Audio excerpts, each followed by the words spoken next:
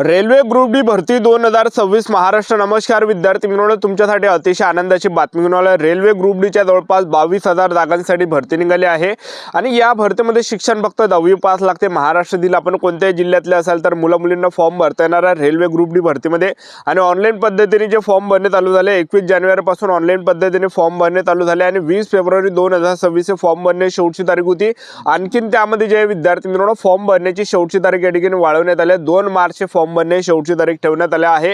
आणि आपलं जर रेल्वे ग्रुप डी भरतीमध्ये सिलेक्शन झालं तर पगार सुद्धा आपल्याला 30 ते 40 हजार रुपये महिना आपल्याला रेल्वे ग्रुप डी भरतीमध्ये भेटणार आहे। तर रेल्वे ग्रुप डी भरतीमध्ये उंची वगैरे किती लागते, छाती किती आहे, ग्राउंडला कोणकोणते वेळ, लेखी परीक्षेचा अभ्यासक्रम काय, निवड प्रक्रिया काय, आपलं यामध्ये सिलेक्शन कशा प्रकारे होणार आहे, संपूर्ण माहिती आजच्या व्हिडिओच्या माध्यमातून आपण रेल्वे ग्रुप डी भरतीबद्दल तुम्हाला माहिती सांगणार आहे। आजचा व्हिडिओ खूप महत्त्वाचा होणार आहे, व्हिडिओ शेवटपर्यंत बघा आणि व्हिडिओला आताच लाईक करा। नमस्कार विद्यार्थी मित्रांनो, माझी नोकरी कॉर्नर यूट्यूब चॅनलवर मी गोपाल अनखळे तुमचं सर्वांचं सहर्ष स्वागत करतो। तर मित्रांनो, व्हिडिओचा थंबनेल बघून तुमच्या लक्षात आलं असेल की आपला व्हिडिओ कोणत्या टॉपिकवर होणार आहे। व्हिडिओ सुरू करण्याच्या आधी आपल्या यूट्यूब चॅनलला सबस्क्राइब करा, जेणेकरून प्रत्येक भरतीचे अपडेट तुमच्यापर्यंत सर्वात आधी पोहोचेल। जास्त करून रेल्वे ग्रुप डी भरतीच्या रिलेटेड जास्त व्हिडिओ आपल्या चॅनलवर अपलोड करत असतो आणि 10वी 12वी पास भरतीच्या रिलेटेड जास्त व्हिडिओ आपल्या चॅनलवर अपलोड करत असतो। व्हिडिओ सुरू करण्याच्या अगोदर सर्वांना एक रिक्वेस्ट आहे, तुम्ही आपला व्हिडिओ कोणत्या जिल्ह्यातून पाहून राहिले नक्की कमेंट बॉक्समध्ये सांगा, जेणेकरून मला सुद्धा अंदाज लागणार आहे की आपला व्हिडिओ कोणकोणत्या जिल्ह्यापर्यंत पोहोचू राहिला। आता रेल्वे ग्रुप डी भरतीमध्ये आपण वयोमर्यादा जर विचार केला तर 18 ते 33 वर्षापर्यंत वयोमर्यादा रेल्वे ग्रुप डी साठी आहे।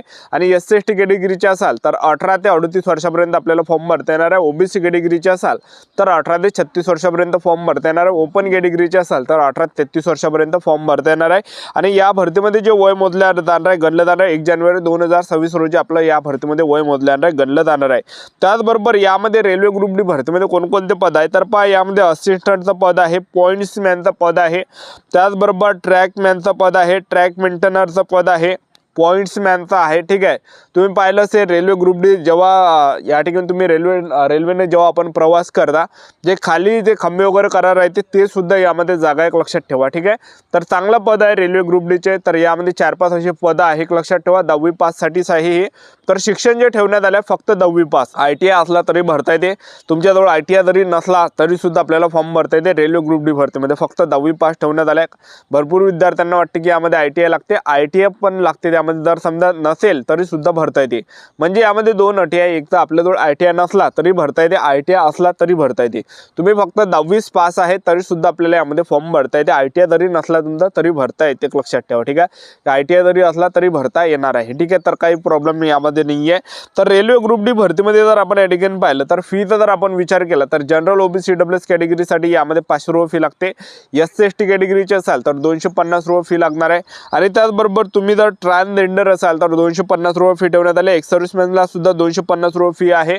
EBC कॅटेगरीचे असाल तरी सुद्धा 250 रुपये फी आहे। महिला उमेदवार जर कोणत्या कॅटेगरीचे असाल, SC/ST OBC EWS NTV open SBC SCBC SBC कोणती कॅटेगरी तरी सुद्धा 200 रुपये फी ठेवण्यात आले आहे। तर रेल्वे ग्रुप डी ची भरती हे सेंट्रल गव्हर्नमेंट जॉब आहे। तर 21 जानेवारीपासून ऑनलाईन पद्धतीने फॉर्म भरणे चालू झाले आहे। 2 मार्च 2026 फॉर्म भरणे शेवटची तारीख आहे। आता रेल्वे ग्रुप डी भरतीमध्ये आपण निवड प्रक्रिया जर पाहिलं तर पहिल्या टप्प्यामध्ये रेल्वे ग्रुप डी भरतीमध्ये काय होणार आहे, आपला ऑनलाईन पद्धतीने पेपर असणार आहे।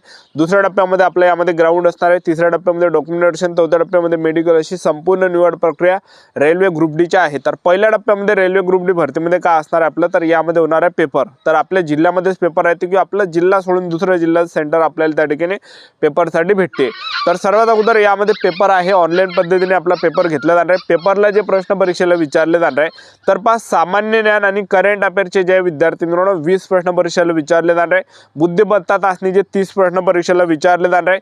त्याचबरोबर जे विज्ञानचे 25 प्रश्न परीक्षेला विचारले जाणार आहे, गणिताचे 25 प्रश्न परीक्षेला विचारले जाणार आहे। टोटल जे विद्यार्थी मित्रांनो 100 प्रश्न परीक्षेला विचारले जाणार आहे। आणि त्याचबरोबर पेपरसाठी जो टाइम भेटणार आहे 1.5 घंट्याचा पेपरसाठी आपल्याला टाइम भेटणार आहे।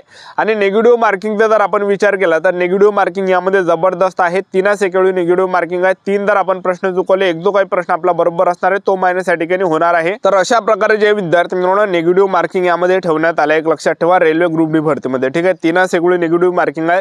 3 जर आपण प्रश्न चुकवले तर 1-2 काही आपला प्रश्न बरोबर असणार आहे, तो मायनस या ठिकाणी होणार आहे। अशी रेल्वे ग्रुप डी भरतीमध्ये या ठिकाणी निगेटिव्ह मार्किंग ठेवण्यात आलेली आहे, एक लक्षात ठेवा, ठीक आहे।